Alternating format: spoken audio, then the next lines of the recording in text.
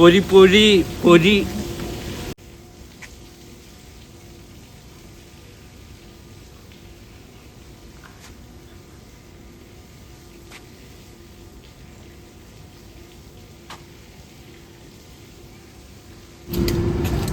പൊരി പൊരി പൊരി പൊരിമൂട് പൊരിമൂട്. അപ്പൊ നമ്മള് പുതിയൊരു വീഡിയോ ആയിട്ട് വന്നിരിക്കുകയാണ്. അപ്പൊ എന്താ സംഭവം എന്ന് വെച്ചാല്, ഇന്ന് നമ്മള് പതഞ്ജലി മഹർഷിയുടെ അഷ്ടാംഗ യോഗയിലെ ശുചീകരണ ക്രിയകളിലെ ഒന്നായിട്ടുള്ള സൂത്രനേതിയാണ് ചെയ്യാൻ പോകുന്നത്. അതായത് ഒരു റബ്ബർ ട്യൂബ് നമ്മൾ ഇങ്ങനെ മൂക്കിലൂടെ എടുത്ത് സാവധാനം വായക്കൂടെ എടുക്കാൻ പോവുകയാണ്. അപ്പോൾ നിങ്ങൾ അത് കാണുക. എന്താന്ന് വെച്ചാൽ, ഈ സൂത്രനേതി എന്ന് പറയുമ്പോൾ ഒരു ശുചീകരണ ക്രിയയാണ്.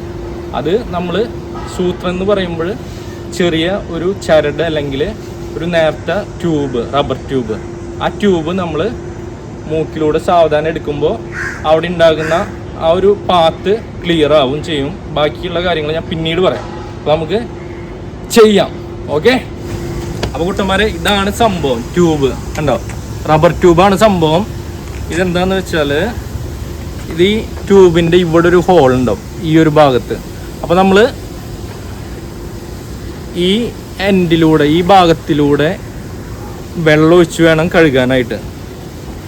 എന്ത് വെള്ളമെന്ന് വെച്ചാൽ, ഉപ്പിട്ടിട്ട് തിളപ്പിച്ചാറിയ വെള്ളത്തോണ്ട് നമ്മൾ ഇത് നന്നായി വാഷ് ചെയ്യണം. അല്ലാത്ത പക്ഷം നിറയെ അണുക്കൾ ഇതിൽ കയറി കൂടാനുള്ള സാധ്യതയുണ്ട്. അപ്പം പറഞ്ഞ പോലെ ഈ കാണുന്ന ഒരു ഹോള് ചെറിയൊരു ഹോളാണ്. കാണാൻ പറ്റുമോയെന്ന് അറിയില്ല. കണ്ടോ, ഇവിടെ.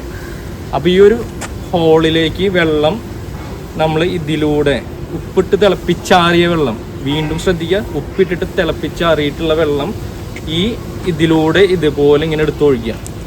എന്നാലാണ് ഈ ചെറിയ ഹോളിലൂടെ വെള്ളം അണുക്കളെ ശുദ്ധീകരിച്ചിട്ട് പോവുള്ളൂ. അപ്പോൾ നിങ്ങൾ അത് ശ്രദ്ധിക്കുക എപ്പോഴും.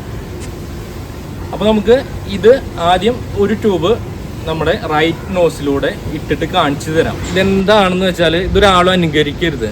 ഒരു ഗുരുവിൻ്റെ കീഴിൽ നിന്ന് നന്നായി പ്രാക്ടീസ് ചെയ്തിട്ട് മാത്രമേ ഇത് ചെയ്യാൻ പാടുള്ളൂ.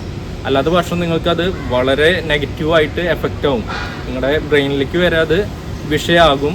അപ്പോൾ നിങ്ങൾ ഒരിക്കലും ഇത് ചെയ്യരുത്. ഗുരുവിൻ്റെ കീഴിൽ പ്രാക്ടീസ് ചെയ്ത്, നന്നായി പ്രാക്ടീസ് ചെയ്ത ശേഷം മാത്രമേ ഇത് ചെയ്യാൻ പാടുള്ളൂ. ഓക്കെ. ഇതിട്ടിട്ട് പൊരിക്കാൻ പോവാണ്. കണ്ടോളൂ കേട്ടോ അപ്പോൾ എല്ലാവരും.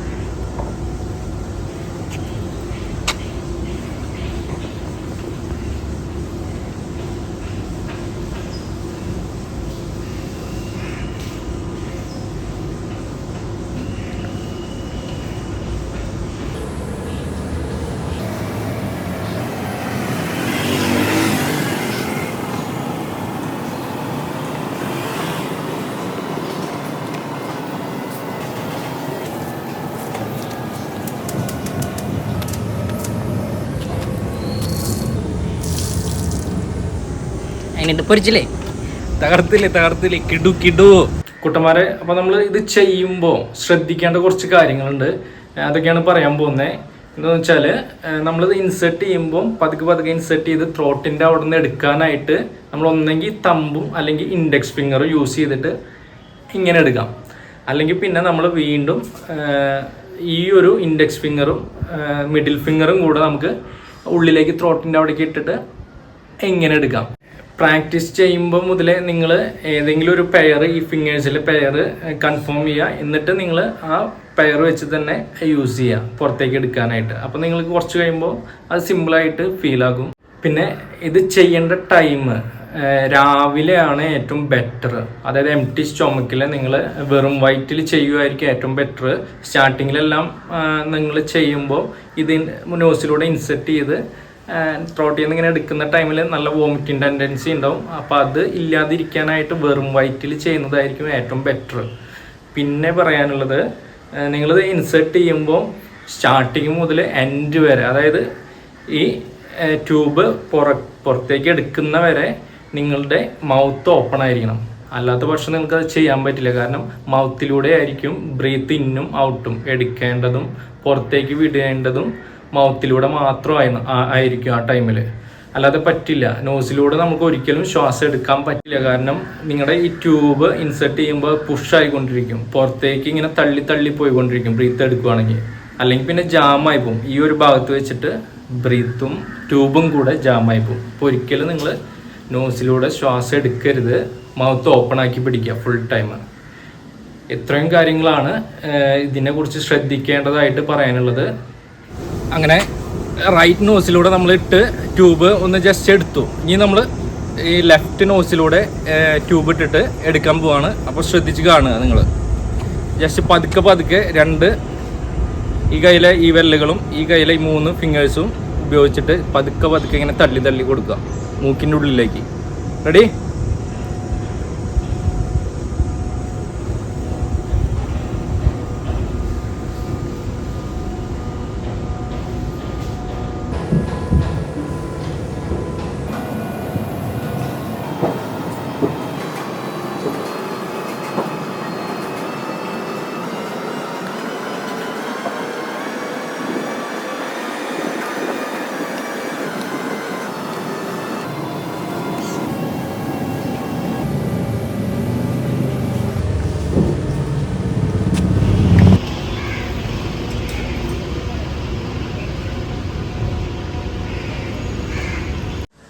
വീണ്ടും നിങ്ങളോട് പറയുവാണ്, ഇത് നിങ്ങൾ ക്രിയയ്ക്കായിട്ട് ഉപയോഗിക്കുന്നതിനേക്കാൾ മുമ്പ് കല്ലുപ്പ് ഇട്ടിട്ടുള്ള തിളപ്പിച്ചാറിയ വെള്ളത്തിൽ നന്നായി കഴുകി എടുത്തതിന് ശേഷം മാത്രം ക്രിയ ചെയ്യാൻ ഉപയോഗിക്കുക. അല്ലാത്ത പക്ഷം നിങ്ങൾക്ക് പല അസുഖങ്ങളും വന്നു ചേരും. കാരണം ഇത് വൃത്തിയില്ലാതെ നിങ്ങളുടെ നോസിൻ്റെ ഉള്ളിലേക്ക് ഇടുമ്പം പല അണുക്കളും ചെന്ന് പല അസുഖങ്ങളും പിടിപെടാൻ സാധ്യതയുണ്ട്.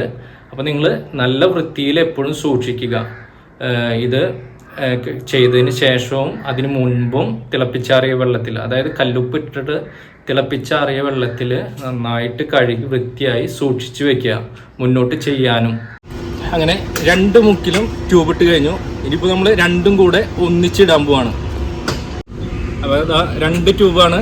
2 ട്യൂബും കൂടെ ഒന്നിച്ചിട്ട് 2 മൂക്കിൻ്റെ ഇടയിലൂടെ ഉള്ളിലൂടെ എടുത്തിട്ട് വായ കൂടെ എടുക്കാൻ പോവാണ്. ഇതിപ്പോൾ ഫസ്റ്റ് കാണിച്ചു തന്നത് ഓരോ നോസിലൂടെ എടുത്തു കാണിച്ചു തന്നു. ഇനി നമ്മൾ 2 നോസിലൂടെ എടുത്തിട്ട് 2 ട്യൂബ് കാണിച്ചു തരാൻ പോവാണ്. അപ്പോൾ കാണുക, ആരും പേടിക്കാണ്ട് ഇന്ന് കാണുക കേട്ടോ. റെഡി?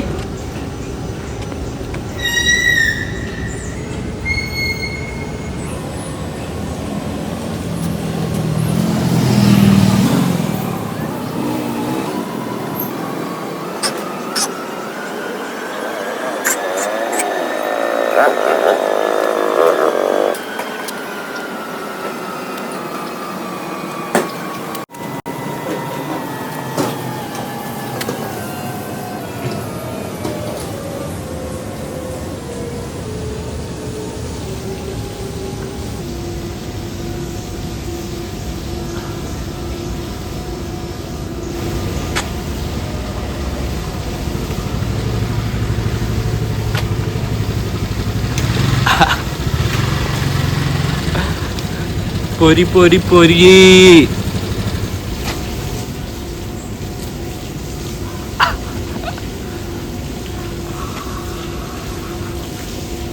പൊരി പൊരി പൊരി.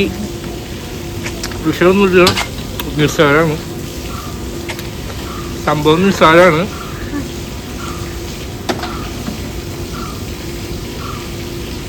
കണ്ടോ?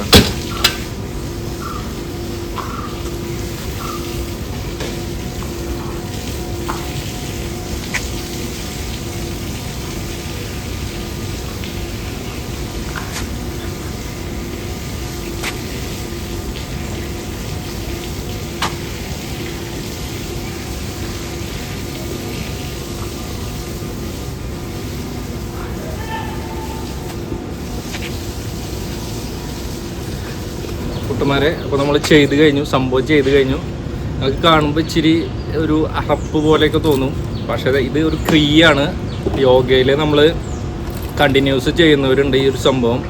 ഇതിപ്പോൾ കണ്ടിന്യൂസ് ചെയ്താലും നല്ലതാണ്. അപ്പോൾ കണ്ടിന്യൂസ് ആയിട്ട് ചെയ്യുന്നവർ എപ്പോഴും തിളപ്പിച്ചാറിയ ഉപ്പിട്ടിട്ടുള്ള വെള്ളത്തിൽ, ഉപ്പിട്ട് തിളപ്പിച്ചാറിയ വെള്ളത്തിൽ നന്നായി വാഷ് ചെയ്ത് കുറച്ച് നേരം ഇട്ട് വയ്ക്കുക.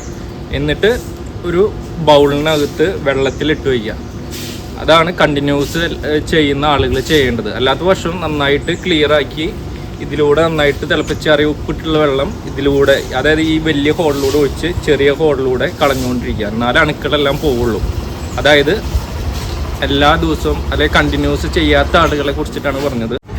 കുട്ടന്മാരെ, അപ്പോൾ നമ്മളത് 2 നോസിലൂടെ ഇട്ട് നിങ്ങൾക്ക് കാണിച്ചു തന്നു. അപ്പോൾ ഇതിൻ്റെ മെയിൻ ഗുണങ്ങൾ എന്ന് പറയുമ്പോൾ നമ്മുടെ സൈനസൈറ്റിസ് മൂലം ഉണ്ടാകുന്ന കഫത്തിനെ കുറയ്ക്കുന്നു, ഇല്ലാതാക്കുന്നു മാക്സിമം.